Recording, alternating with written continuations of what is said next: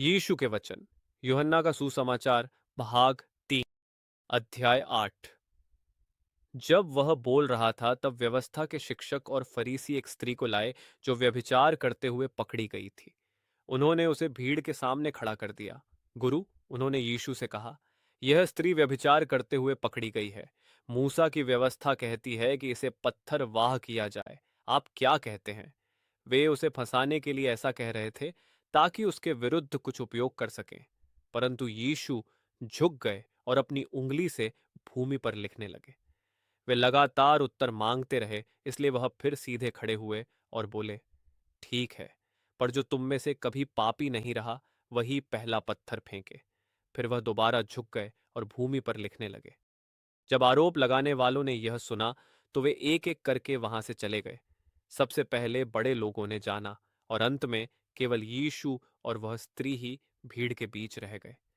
तब यीशु फिर सीधे खड़े हुए और उस स्त्री से कहा, तेरे दोष लगाने वाले कहाँ हैं? क्या किसी ने भी तुझे दोषी ठहराया? उसने कहा, नहीं प्रभु। यीशु ने कहा, मैं भी तुझे दोषी नहीं ठहराता। जा और आगे से पाप मत करना। यीशु ने फिर लोगों से कहा, मैं संसार की ज्योति हूं। जो मेरे पीछे चलेगा वह अंधकार में नहीं चलेगा, क्योंकि उसे जीवन की ज्योति मिलेगी। फरीसियों ने उत्तर दिया, तुम अपने विषय में स्वयं गवाही दे रहे हो, ऐसी गवाही मान्य नहीं है। यीशु ने उनसे कहा, मेरी गवाही मान्य है, यद्यपि मैं अपने विषय में स्वयं गवाही देता हूं, क्योंकि मैं जानता हूं कि मैं कहां से आया हूं और कहां जा रहा हूं, पर तुम यह नहीं जानते। तुम मुझे मनुष्यों के मापदंड से आंकते हो, पर मैं किसी का न्याय नहीं करता। और यदि मैं न्याय करूं भी, तो मेरा न्याय हर प्रकार से सही होगा, क्योंकि मैं अकेला नहीं हूं। जिसने मुझे भेजा है वह पिता मेरे साथ है।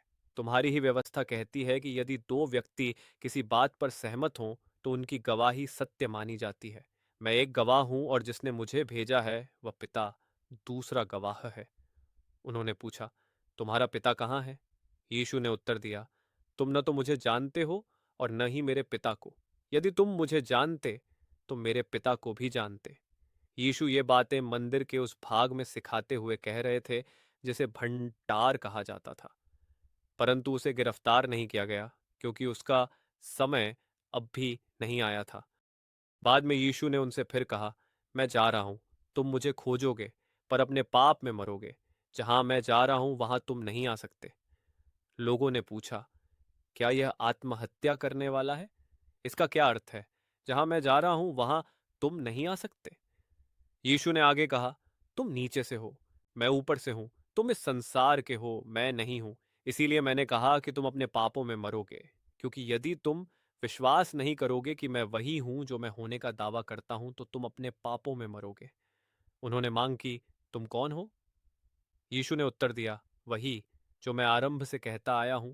मेरे पास तुम्हारे विषय में कहने और दोष देने के लिए बहुत कुछ है, पर मैं ऐसा नहीं करूंगा, क्योंकि मैं वही कहता हूं जो मैंने उससे सुना है जिसने मुझे भेजा है, और वह पूर्णतः सत्य है।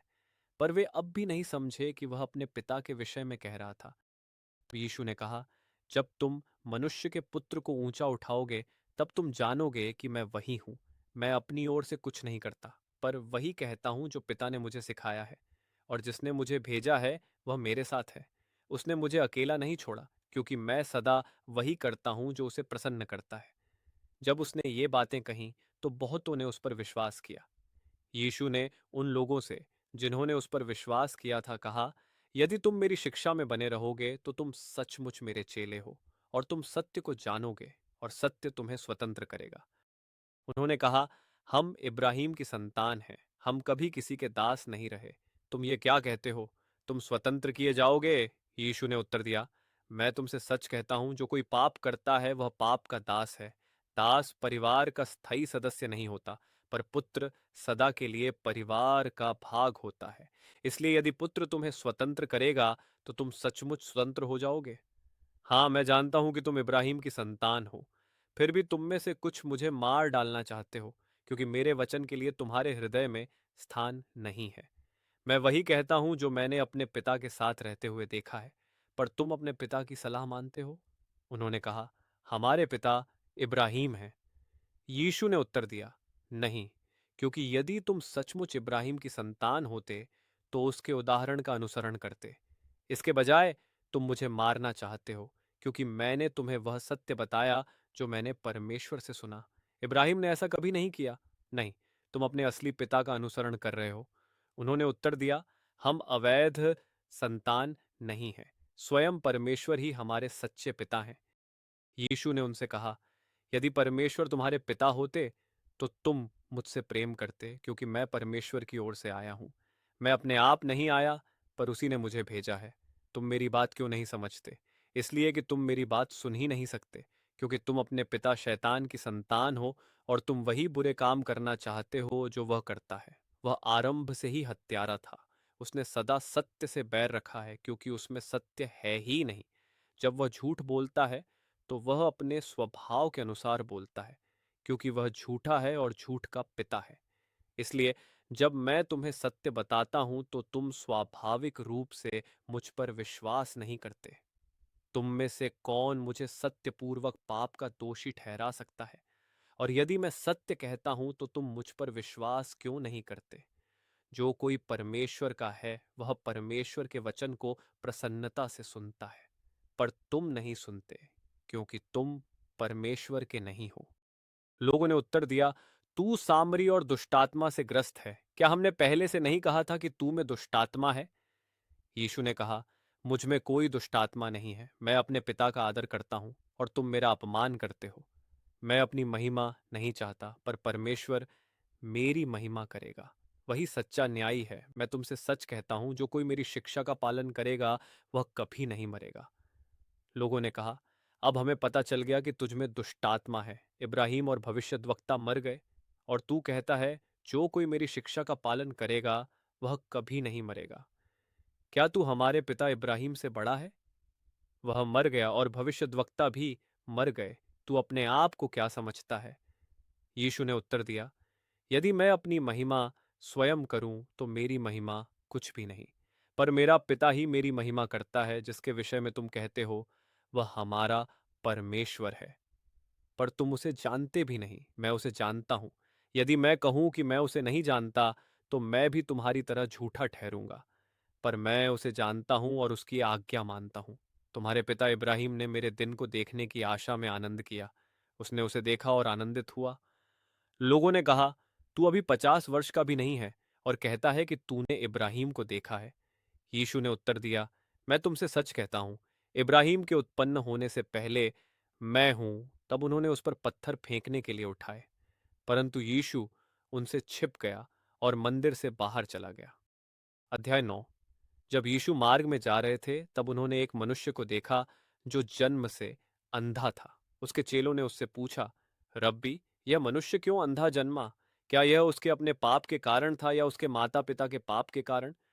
यीशु ने उत्तर दिया, न तो यह उसके पाप के कारण हुआ और न ही उसके माता पिता के पाप के कारण।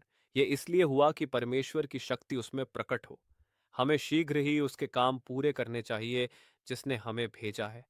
रात आने वाली है जब कोई काम नहीं कर सकेगा, पर जब तक मैं संसार में हूं मैं संसार की ज्योति हूं।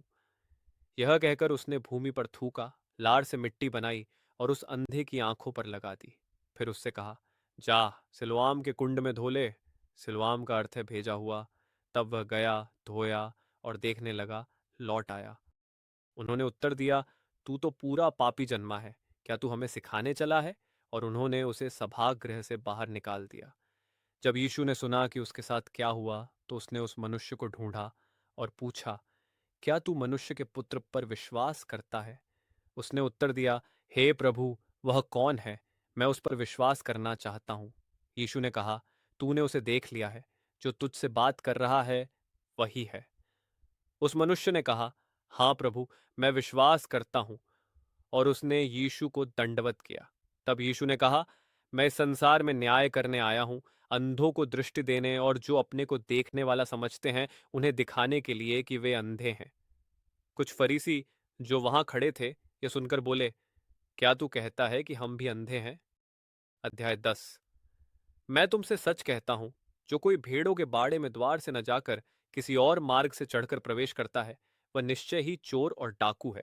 पर जो द्वार से प्रवेश करता है वही भेड़ों का चरवाहा है। द्वारपाल उसके लिए द्वार खोलता है और भेड़ें उसकी आवाज पहचानती हैं और उसके पास आती हैं। वह अपनी भेड़ों को नाम लेकर पुकारता है और उन्हें बाहर ले जाता है। जब वह अपनी सारी भेड़ों को इकट्ठा कर लेता है तो वह उनके आगे आगे चलता है और भेड़ें उसके पीछे चलती हैं, क्योंकि वे उसकी आवाज़ पहचानती हैं। वे किसी अजनबी के पीछे नहीं चलेंगी, बल्कि उससे भाग जाएंगी, क्योंकि वे अजनबियों की आवाज़ नहीं पहचानती। जिन लोगों ने यीशु को यह दृष्टांत कहते सुना, वे नहीं समझ पाए कि वह क्या कह रहा था। इसलिए उसने उन्हें समझाया, मैं तुमसे सच कहता हूँ, मैं ही भेड़ों का द्वार हूँ। जो मुझसे पहले आए वे सब चोर और डाकू थे, पर सच्ची भेड़ों ने उनकी नहीं सुनी। हाँ, मैं ही द्वार हूँ। जो कोई मेरे द्वारा प्रवेश करेगा वह उद्धार पाएगा। वह भीतर आएगा और बाहर जाएगा और अच्छे चरागाह पाएगा। चोर का उद्देश्य चोरी करना, मार डालना और नाश करना है। मेरा उद्देश्य उन्हें परिपूर्ण और संतोषपूर्ण जीवन देना है। मैं अच्छा चरवाहा हूँ। अच्छा चरवाहा भेड़ों के लिए अपना प्राण दे देता है। मजदूरी पर रखा गया व्यक्ति जब भेड़िए को आते देखता है तो भाग जाता है। वह भेड़ों को छोड़ देता है, क्योंकि वे उसकी नहीं है और वह उनका चरवाहा नहीं है। तब भेड़िया उन पर आक्रमण करता है और झुंड को तितर बितर कर देता है। वह मजदूर भाग जाता है, क्योंकि वह केवल पैसे के लिए काम करता है और भेड़ों की उसे सच में चिंता नहीं होती। मैं अच्छा चरवाहा हूँ। मैं अपनी भेड़ों को जानता हूँ और वे मुझे जानती हैं, जैसे मेरा पिता मुझे जानता है और मैं पिता को जानता हूँ। इसलिए मैं भेड़ों के लिए अपना प्राण दे देता हूँ। मेरी और भी भेड़ें हैं जो इस बाड़े की नहीं हैं। मुझे उन्हें भी लाना है। वे मेरी आवाज़ सुनेंगी और एक ही झुंड और एक ही चरवाहा होगा। पिता मुझसे प्रेम करता है, क्योंकि मैं अपना प्राण देता हूँ ताकि उसे फिर से ले लूँ। कोई मेरा प्राण मुझसे नहीं लेता, मैं उसे अपनी इच्छा से देता हूँ। मुझे उसे देने और फिर से लेने का अधिकार है। यह आज्ञा मैंने अपने पिता से पाई है। जब उसने ये बातें कहीं तो लोगों में उसके विषय में फिर मतभेद हो गया।